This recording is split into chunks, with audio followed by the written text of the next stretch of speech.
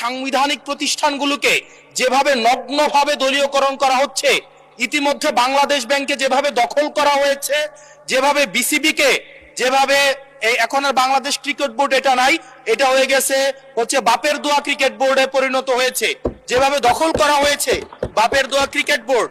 এবং আমি যখন এই জায়গায় কথা বলছি, ঠিক এই মুহূর্তে 28 জন বিচারককে মাননীয় স্পিকার তাদেরকে শোকজ দেওয়া হয়েছে।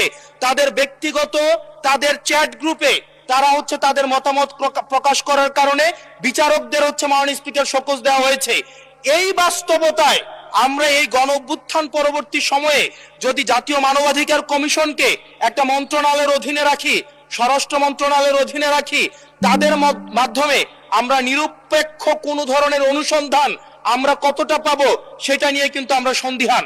সেই জায়গা থেকে এই বিলটিকে যদি আমরা বাস্তবায়ন করতে চাই, এটাকে যদি আমরা ফাংশনাল করতে চাই, শুধুমাত্র অর্নামেন্টাল না, যদি আমরা ফাংশনাল করতে চাই, তাহলে জাতীয় মানবাধিকার কমিশনকে অবশ্যই সেটাকে অটোনমাস করতে হবে।